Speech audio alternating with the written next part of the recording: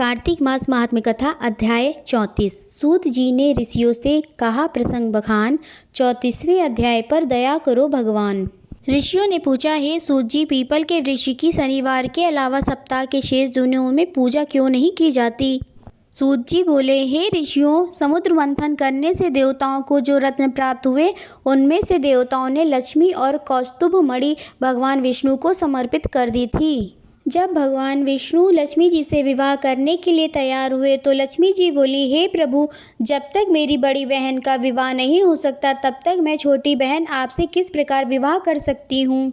इसलिए आप पहले मेरी बड़ी बहन का विवाह करा दें, उसके बाद आप मुझसे विवाह कीजिए। यही नियम है जो प्राचीन काल से चला आ रहा है।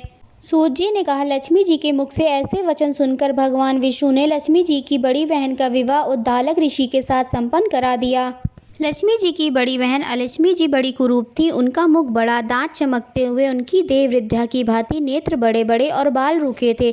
भगवान विष्णु द्वारा आग्रह किए जाने पर ऋषि उद्दालक उनसे विवाह करके उसे वेद मंत्रों की ध्वनि से गुंजाते हुए अपने आश्रम ले आए।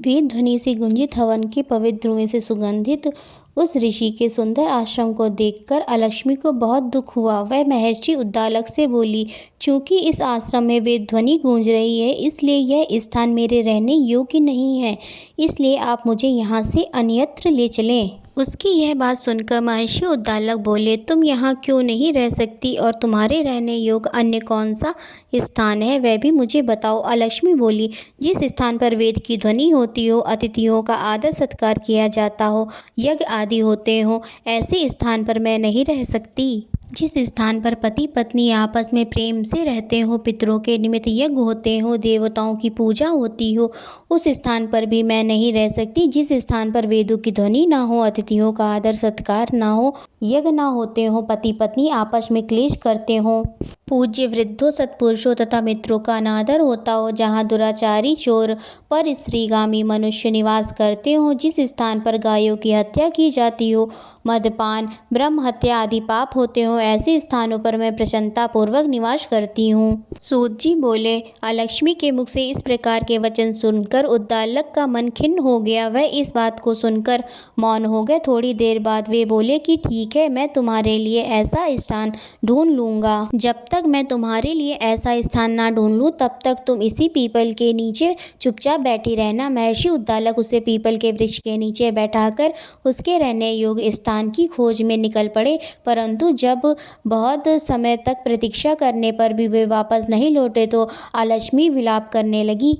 उसको आश्वासन देते हुए भगवान विष्णु बोले, हे अलक्ष्मी, तुम इसी पीपल के वृक्ष की जड़ में सदैव के लिए निवास करो, क्योंकि इसकी उत्पत्ति मेरे ही अंश से हुई है और इसमें सदैव मेरा ही निवास रहता है। प्रत्येक वर्ष गृहस्थ लोग तुम्हारी पूजा करेंगे और उन्हीं के घर में तुम्हारी छोटी बहन का वास होगा।